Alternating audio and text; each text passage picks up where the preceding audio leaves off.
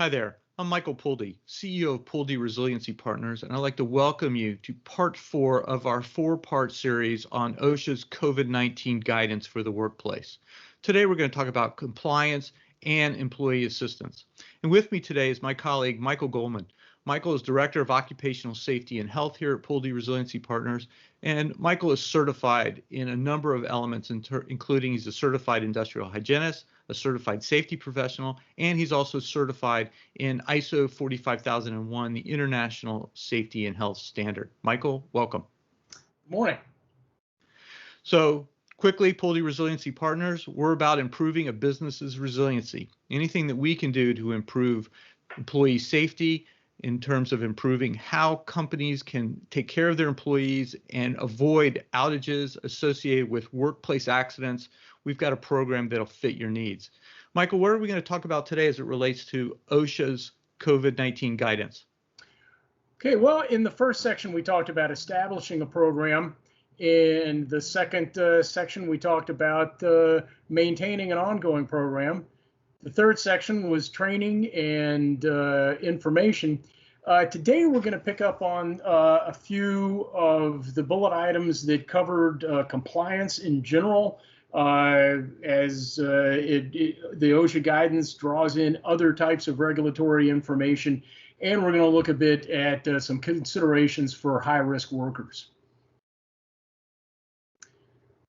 Okay, so with consideration for high-risk workers, we're going to have to put a little bit of extra thought and a little bit of extra care into how we're going to control their exposure. And with this, we're going to go back to the bullet points that we talked about earlier with exposure. We're mainly going to be talking about personal protective equipment with these higher risk personnel. So these are people that may be coming into contact with the public, and we have no idea what the public's exposure scenario may be.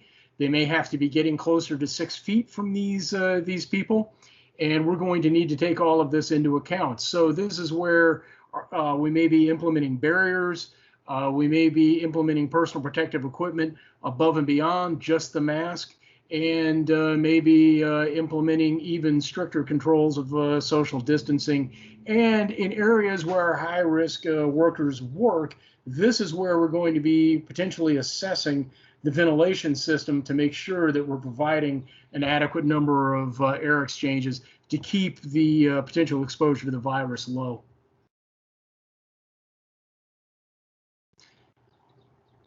Okay, with worker concerns, not only is the information going to flow from management to the employees, we need to establish a way for this information to come back in the other direction, because the workers are entitled by right to understand what they're potentially exposed to and what the employer is going to do to control it. So that we talked about when we talked about training. But when they have concerns, when they have fears, and being concerned and being frightened of this virus are completely understandable, they need to have a place to go and get these questions answered. So part of our program is we need to set up a program that's prepared to do that. And this is where our COVID-19 coordinator is going to come into play. They're the gatekeeper of that program. So all of our workers need to know who that person is and where they can go to get these questions answered. One of the things, kind of a subset of this, is it is completely legal for any of our employees to contact OSHA or NIOSH or the CDC. That's what those agencies are there for, or one of the things they're there for, is to support employees. So if we have an employee that's concerned enough that they do that, we're not allowed to discharge them or discriminate against them in any way. This is called the Whistleblower Protection status. So if they contact OSHA with concerns, OSHA contacts us and says, you know, we're responding to an employee's concern, we're not allowed to have any kind of recrimination against that employee. They have the right to do that. So this is one thing that should encourage employers to have a robust system where their employees can get their questions answered, because if you can't answer them, they're going to go someplace else. So this is something I would encourage a workplace to do, is make sure that the employees are comfortable coming to you to get questions about COVID-19 answered. Okay, so the Americans with Disability Act, or the ADA, we have to make sure that our program also complies with any of the requirements in the ADA. So that first place that's going to hit is personal protective equipment. So we have to make sure that we provide reasonable accommodations to our workers that are differently abled. So if for some reason they can't wear the PPE, or they can't do the social distancing, or they can't work in an area where there's a barrier, we have to make sure that we have thought of something, that we have another plan for our workers with disabilities that is compliant. So we still, even if they can't participate in the prescribed control methods, our differently abled people, we have to control them as well. So take a look at those situations. That's going to be really on a case-by-case basis, depending on what the individual worker needs to stay safe and to not be potentially exposed to the virus. So, Michael, quick question on that one. So for companies that say, look, we just can't figure out a way to protect our employees that fall into this category, is it document and move on? I would say reassign where possible and document. Always document, but take a look at their work, and maybe you have someone that might be wheelchair bound that can't work in an area with a barrier. I would say while we're under the jurisdiction of these guidelines, maybe there's another type of work they could be doing at that company, or maybe just another place. Or another way they could do it. If they don't have to interact with the public, they can do the work over a laptop and a telephone. Do that kind of remote work with them. Got it. Okay, so other applicable standards. One of the things that OSHA can do is incorporate a standard by reference. And as we know, there's not a specific regulation that covers COVID-19. But there is this guideline. The guideline is enforceable, but it's still not a regulation. So one of the first places we look is what's called the General Duty Clause. And this is the basic goal of Occupational Safety and Health Act of 1970. And this is what the administration, OSHA, still enforces and lives by. And all it says is that an employer is required to provide a safe and healthful workplace that is free from recognized hazards that can cause serious harm or death. That could be anything. So there's a wide variety of potential health and safety hazards that are not specifically regulated by OSHA, but are covered by this general duty clause. And COVID-19 is one of them. There's also other OSHA standards that could be cited as it relates to a COVID problem. So one of the ones, interestingly enough, that's been cited the most times when OSHA compliance officers are looking at COVID is the Respiratory Protection Act, 29 CFR 1910-134. That only covers respirators, but masks, OSHA is looking at masks, face masks, the same way they're looking at respirators, and that's where a lot of the citations have come from so far. And we also see 132 and 133, which are general PPE standards, and sanitation and protection from bloodborne pathogens. Even though COVID-19 is not bloodborne, it does have a lot of similarities, especially in methods of control that you would use to control a bloodborne pathogen such as HIV or hepatitis C. And OSHA requires that all employees have access to medical and exposure records. So if you have documented a potential exposure, all of your employees have a right to that information, or someone they designate as their designee, maybe a physician or an attorney, they might have rights to that information as well. So these are some other applicable OSHA standards that may get pulled into a compliance audit and the resultant citations. Okay, so to summarize, we're going to identify our high-risk workers and make sure that the program is robust and stout enough to cover them.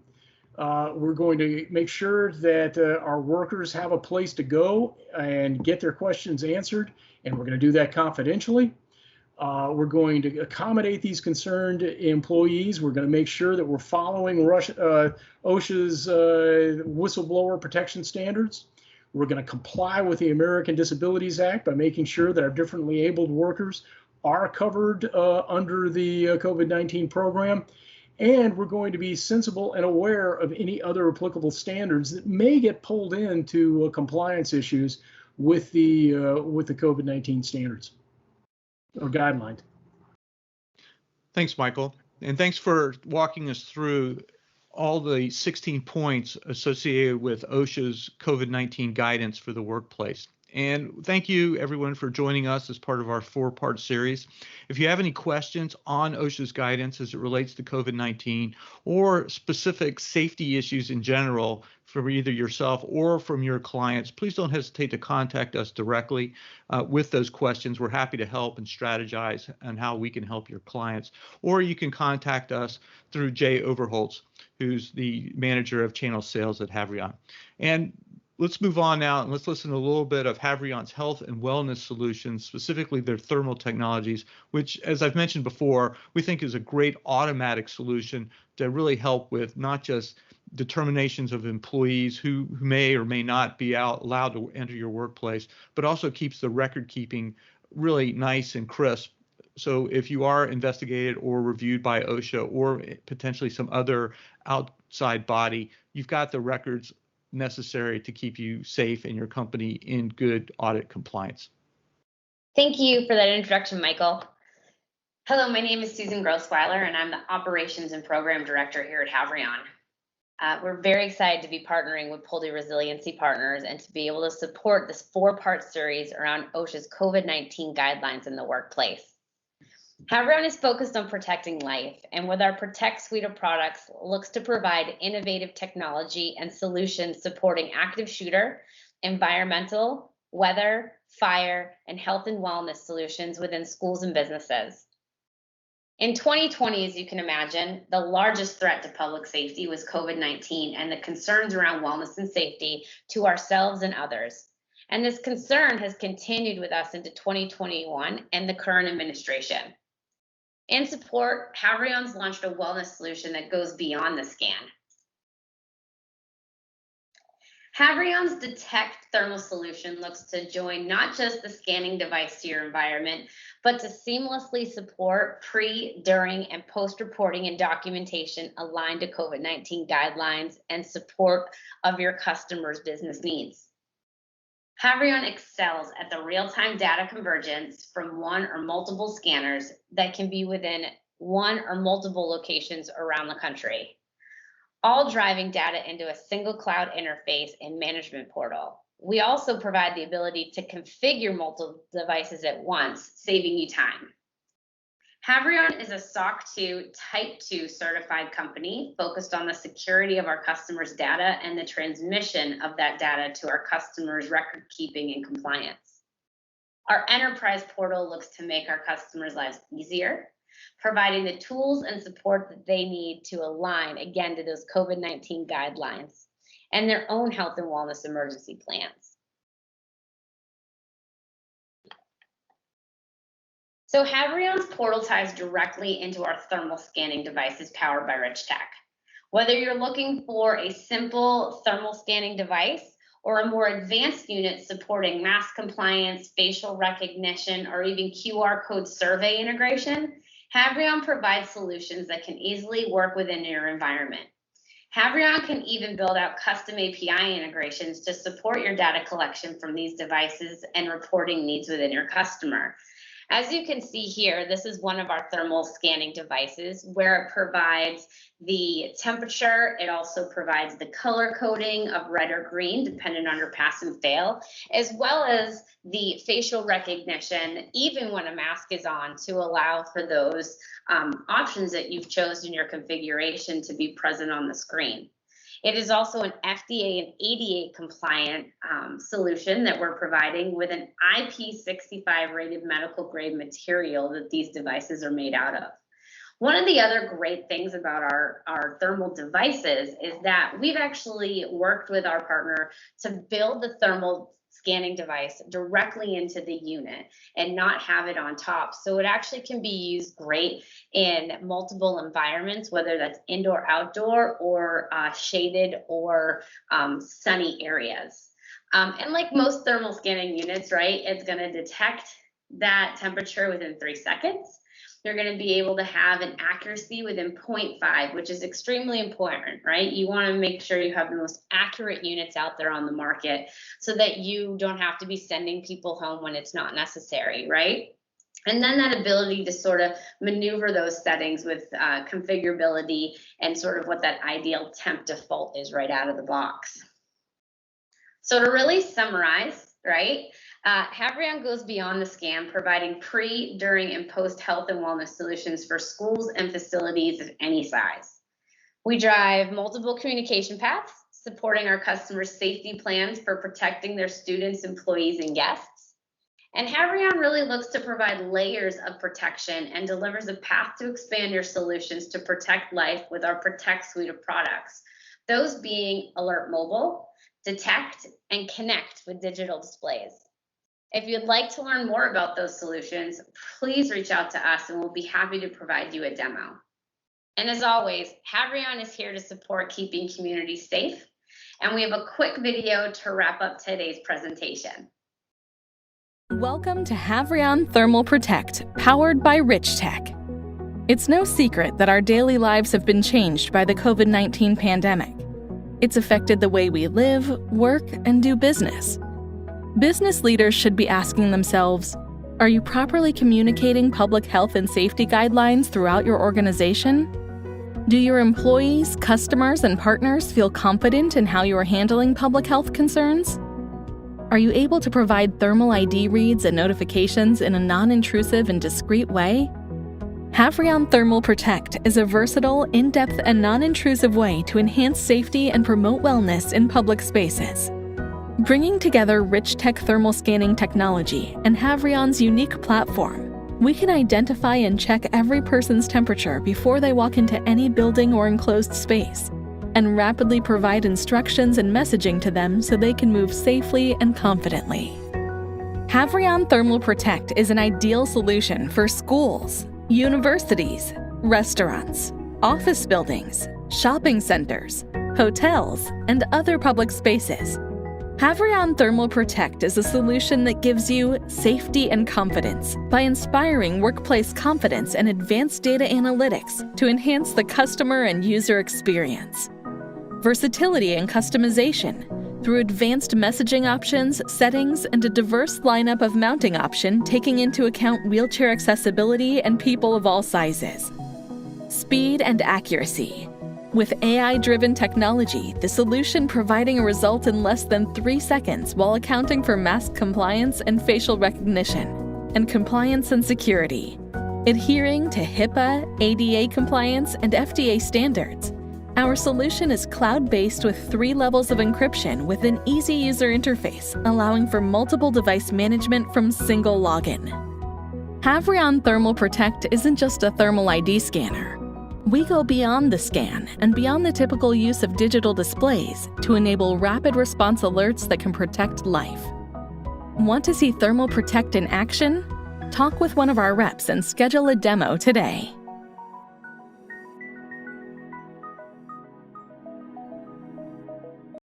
Thank you again for joining HAVRION and Puldy Resiliency Partners. We hope you enjoyed our video. During this 4-part series, we hope that you got all the information around OSHA's compliance for COVID-19 within the workplace.